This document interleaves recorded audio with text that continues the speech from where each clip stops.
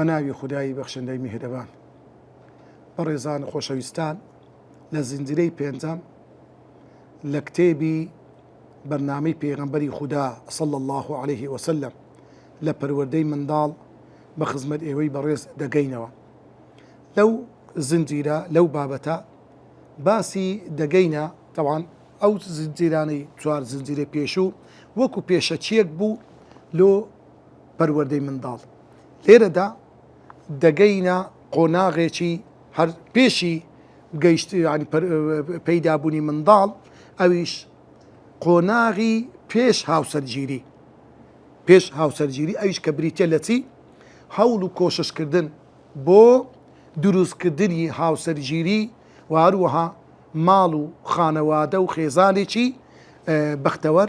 سەرکەوتوو باش. لەو خاڵەتە ئەوەی کە زۆر گرنگە، بەڕاستی زۆر مهمە، کوڕێک لەگەڵ کچێک کە بیر و خەیاڵی هاوسەرگیری دەکەوتە ناومێشیان، زۆر گرنگە بزانن چێ هەڵدەبژێرن. یعنی ئەو کوڕە چێ هەڵبژێری بیکە بە خێزانی خۆی، و ئەو کچە کە دەیوێت شوو بکە کە خەڵک دەسە داوکاری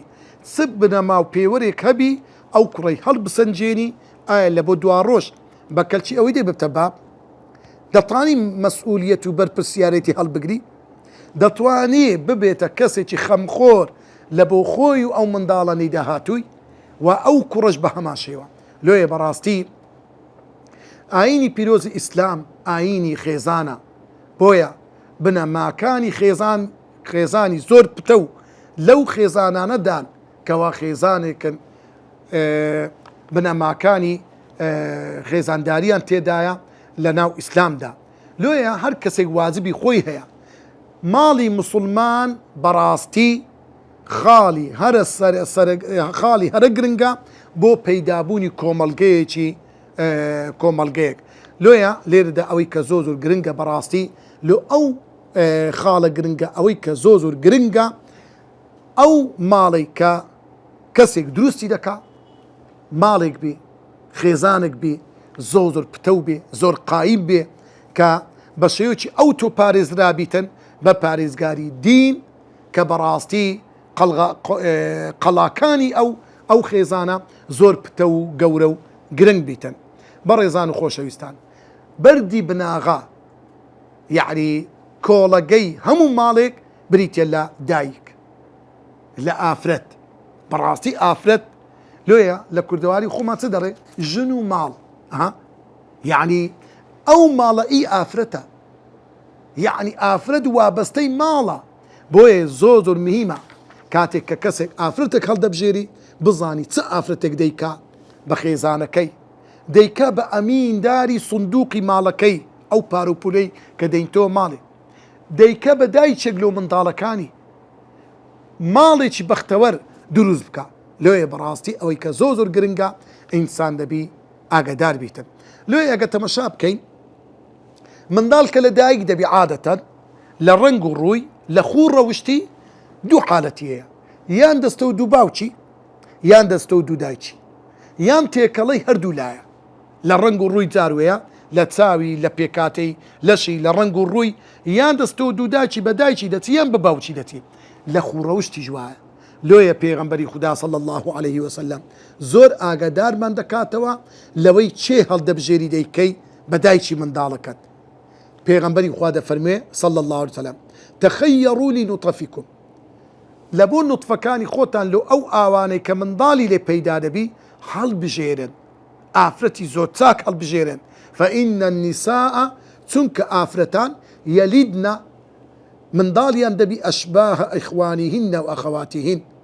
هاوشێوەی براو خوشکەکانی خۆیان دەبیتن. یعنی ئافرەت زۆربەی زۆری منداڵ دەچێتەوە دوو خاڵوانی. لە فەرمودەیەشتر پێغەمبەری خوا دەفەرموێ صلی الله عليه وسلم اختاروا لنطفکم المواضع الصالحة، لە بۆ ئەو ئاوانەی کە منداڵی لێ پەیدا دەبی شوێنی چاک هەڵبژێرن، واتە ئافرەتی چاک ڕەحمی، یعنی ئەو ڕەحمانێک کە ئاخاوەنەکانی ئافرەتی بەدین و خواناس و چاک و باش و ڕێک و پێکن. لۆیە پێغەمبەری خوا صلی الله عليه وسلم زۆر گرنگی بەو بابەتەدایە کە بەڕاستی ئینسان دەبی ئاگادار بیتن. پیغمبری خوا صلی الله عليه وسلم وصفی ئافرەتانی قڕەیش دەکە لە فەرمودەیەک دەفەرموێ خەیر نساء رەکیبنە الئیبل باشترین ئافرەت ئەو ئافرەتانن کە سواری پشتی عوشتر دەبن یعنی ئەو ئافرەتانن شۆڕەژنن مردن ئازان سست و خاونینە یعنی شان بە شانی پیا و کۆڵ نادەن ئیش دەکەن صالح نساء قڕەیش ئافرەتە باشەکانی قڕەیشن لۆ لەبەرەوەی صیفەتی ئەو ئافرەتانە ئەحناه على ولد في صغری ئەو کاتی منداڵەکانیان بچووکە زۆر بەسۆزن زۆر دڵسۆزن لۆ منداڵەکانیان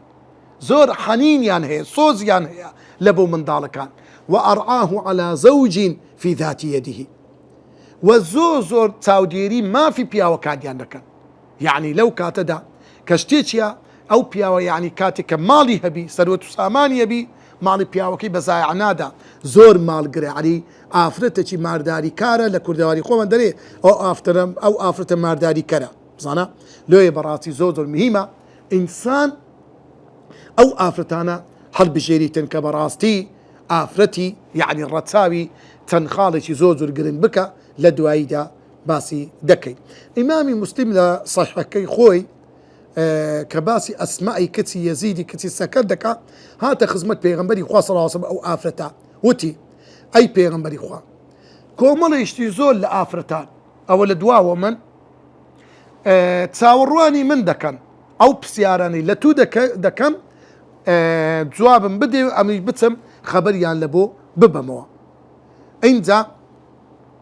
پێغەمبەر فەرمووی إن الله بعثك إلى الرجال والنساء خوای گەورە ئەتووی نردووە بە پێغەمبەر هەم لە بۆ پیاوان هەم لە بۆ ئافرەتان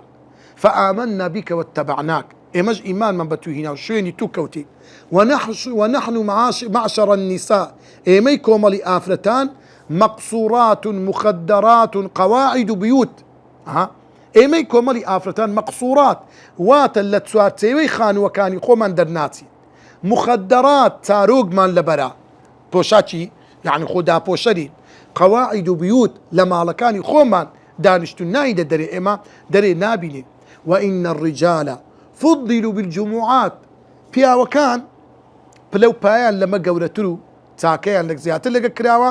بەوەی نوێژی جمعە و جەماعەتەکان تێکەڵی تو دەبن وشهود الجنائز بەشداری شاردنەوەی مردیەکان دەکەن والجیهاد بەشداری جیهاد دەکەن وإذا خرجوا للجهاد کاتێ پیاوەکان دەستنە جیهاد غەزا دەکەن کە گەورەترین ئەجر و پاداشت و پلەیە حەفیظنا لەهم ئەموالەهم ماڵەکانی وان ئەمە دەیپارێزێ وەڕەبەینە ئەولادەهم منداڵەکانیان لۆ پەروەردەرەکەی ئەفەنوشاریکهم فی الئەجر یا رسول الله صلی الله عليه وسلم بزانە ئەو ئافرەتە چ پرسیارەکی گرنگ دەکات ئەی پێغەمبەر ئێمە بەشدارین لەو ئەجر و پاداشتەی پیاوەکانمان بە هاوشێوەی وان ئەجر و پاداشتمان لە بۆیان هەیە ئەوان چوینە غەزا فالتفت رسول الله صلى الله عليه وسلم إلى أصحابه پیغمبر ئاوڕەشی لە سەحابە کاندا و فەرمووی هل سمعتم مقالة امرأة جێتان لە قسەی ئەو ئافرەتەی بوو بەڕاستی جوانترین پرسیار ئەو پرسیاری ئەو ئافرەتەیە اینجا پیغمبر فەرمووی انصرفي يا أسماء واعلمي من ورائك من النساء بگەڕێوە ئەی ئەسما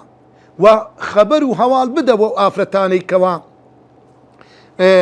چاوەڕوانت دەکەن أن حسن تبعل إحداكن لزوجها وطلبها لمرضاتها واتباعها لموافقته يعدل كل ما ذكرت سبحان الله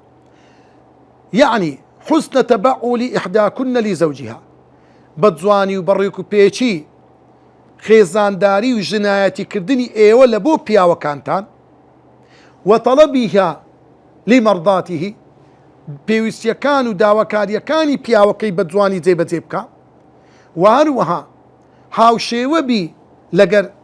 داواکاری و شوێنکەوتی ینی پیاوەکەی بیتن هەرچی پیاوەکەی بێوێ دڵی نەشتێنی هەموو ئەوانەی کە ئێوە دەیکەن ئێوە بەشدارن لەگە هەمان ئەو ئەجر و پاداشتانەی کە باست کرد کە پیاوان دەیکەن کەواتە بەڕاستی زۆر مهمە ئیمامی عومەر ڕەزا و ڕەحمەتی خوای لەسەر بێ دەفەرموێ فمن أول حق الولد أن ينتقي أمه يكم ما في مندال لسبعوك أويا دايكة باشي له هرب جيري ويتخير قبل الاستلاد منهن بەر لەوەی ئەو منداڵە بێتە ژیان ئافرەتێکی وا هەڵبژێری لە بۆ خۆی کە بیکا دەداچی منداڵەکەی ئەلجەمیلە ئافرەتێکی جوان بی کە پێی شەرمەزار نەبی ئەو منداڵە ئەشەریفە ئافرەتێکی ناودار بی کچی پیاوان بی ئەدەینە ئافرەتێکی دیندار بی ئەلعەفیفە ئافرەتێکی داوێن پاک و دەستپاک بی ئەلعاقیلە ئافرەتێکی عاقل و هۆشمەند و ژیر بی المرضية في أخلاقها ئافرەتێکی وابی لە ئەخلاق و خوڕەوشتی خەڵک پەسەندی بکات و خوڕەوشتی پەسەندی هەبی المجربة بحسن العقل وكماله ئەو ئافرەتە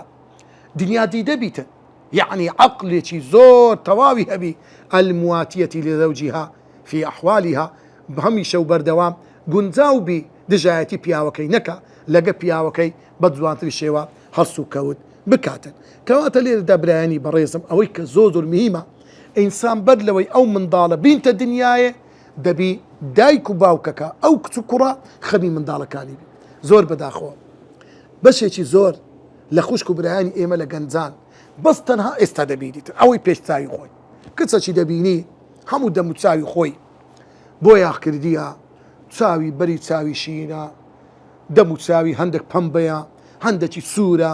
پرچی هەرداوی لە ڕەنگە چیە بەوەی هەردەخەرێتی سوبحان الله ئەگەر یەک سترە ئەو بەو ئافرەتەی دا بکەی دەبێتە دەعبە کاکە نابێت تەمەشا ئێستەکەی ئەو ئافرەتە ئێستا ڕاستە ئافرەتێکی شەوخ و شەنگ و جوان و جاعیرە ڕۆژێک دادێ دەکەوێتە ناو ماڵ دەکەوێتە ناو مەتبەخ منداڵی دەبی ئەو ئافرەتە لەگەرەوەی جوان بی مانع نییە بە ئافرەتێکی جوان هەڵبژێرە بەڵام لەگە جوانیەکەی با کابانیش بی با لێزان بی لە پەروەردەی منداڵ با دیندار و خواناز بی ئەو خاڵانەی با تێدابی کابراەک تۆکن مالیکی کوڕی نەبی یەکێکە لە زانایەکان وتی ولد لي مولود منداڵێکمان بووە وأريد أن أعرف كيفية تربيته پێم خۆشە هەندێک نصيحەت و ئامۆژگاریم بکەی کو پەروەردەی ئەو منداڵە بکەم چی لێو بکەم قال له منذ متى ولد لك كينيتو أو منداڵت بووە قال منذ شهر والله مانگەک دەبی ئەو منداڵەمان بووە فقال له لقد تأخرت كثيرا زۆر دواکەتی بەڕاستی نابێ ئەوەندە تاخیر ئەتو بێی پرسیار بکەیتەوە چ بکەی بەرامبەر بە منداڵەکەت لقد تأخرت كثيرا ئەدی کە ئەو دایکە کە پێویستە تو هەڵی بژێری لۆی ئەو ئافرەتێک کە ئینسان هەڵی دەبژێری چەند خاڵە کە زۆر میمە کە پێغەمبەری خوا صلی الله عليه وسلم لە چار خاڵی سەرەکی کۆی کردەوە پێغەمبەری خوا صلی الله عليه وسلم دەفەرمووی تنكح المرأة لأربع هەر گەنجێک کە دەستە خوازبێنی ئافرەتێک چوار مەبەست و ئومێدی هەیە یعنی حەز دەکا ئەو ئافرەتێک کە دەیینی ئەو چار خاڵی تێدابی ئەو چار شتەی تێدابی بۆیە دەستە خوازبێنی یەکەمین شت پێغەمبەری خوا کە باسی دەکا صلى الله عليه وسلم دەفەرمێ لجەمالیها لەبەر خاتری جوانیەکەی ئەو کوڕە گەنجە تەماجیری ئەو کچەی دەبیتن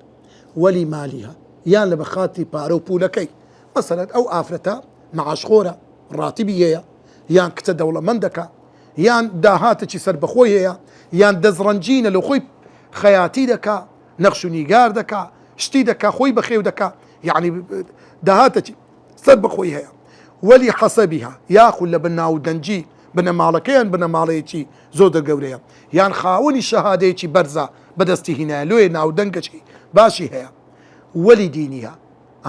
خاڵی یەکەم پێغەمبەر فەرمووی وەلی جەمالیها خاڵی دووەم وەلی مالیها خاڵی سێەم پێغەمبەری خوا فەرمووی وەلی حەسەبیها خاڵی چارەم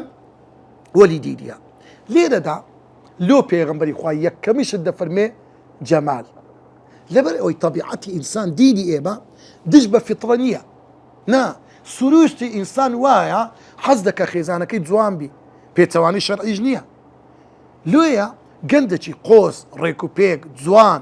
معقول نییە بچی ئافرەتێکی ڕەشی برشی ناڕێک بینیتن نا بەڵکو دەبی ئەو ئافرەتە هەڵبژێری پڕ بە چاو و دڵی خۆی بیتن ئەو ئافرەتەش حەقی خۆیتی کاتێک کە شوو بە کوڕێک دەکا گەنجێک جوان بیتن پڕ بە دڵی بیتن نەک بە زۆری زۆرداری شوو بە کەسێک بکە وە مەسەلەی پارە مەسەلەی ماڵ ئەویش بەڕاستی یەکێکە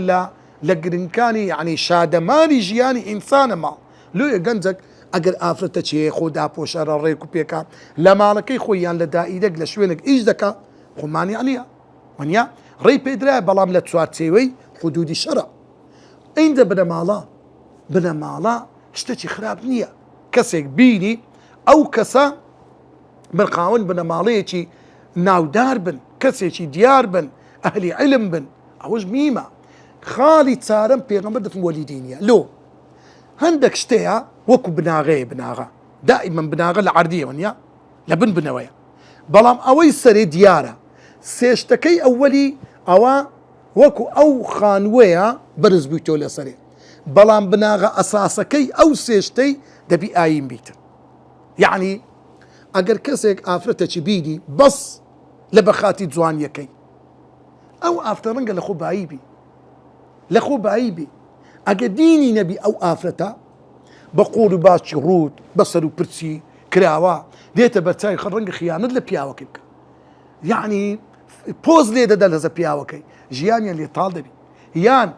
آفرتك هنايا أو بريكت دولة من يجيك لدولة من ده هرجع وركان لويا كوابو أو مسائل دينية كخواي جورا باس كده بناغيا يعني آفرت بازوان بي با پول دار و مال دار بي با خاوني حسب ونسب بي بلام لقل اوي دبي خاوني دين بيتن تنكا آفرت اگه ديني نبو براسي جواني هبيتن مالي هبيتن نسبي هبيتن هم روج فخر شانازي لك بياوكي دك دبتا تشيشه لبو بياوكي هروكو پیغمبري خوا ده فرموه صلى الله عليه وسلم داوا لهم آفرتك دكا كشوب كبهر گنجك دوشتي تدابيت دو خالي سرتشي پیغمبر ده فرمي اذا اتاكم من ترضون دينه وخلقه اگر کسی کات خواز بيري تو اي كتي بريس اي بابي بريس دو ماري زور سرتشي بيبو خاوني دوشتي زور قرنبو يكم دينه دين بريت العقيدة وات عقيدة ريكو بيتش يابو دين بريت العبادة بيودي او كسلق خواي زور بتينو ريكو بيكو باجبو دين بريت التي لويك او كسا خوروشت اخلاق يعني كبائر قناعي كبائر نبي ارخور نبي رباي نخوة شرشي نبي لبو خواي قولا او دين كاكا يعني دين اخلاقي جدا قرتوا ادي خلق مقصدي بيتيا پیغمبري خوارف وخلقه خلق مقصدي ارخواردنو مقصدي دزي ومقصدي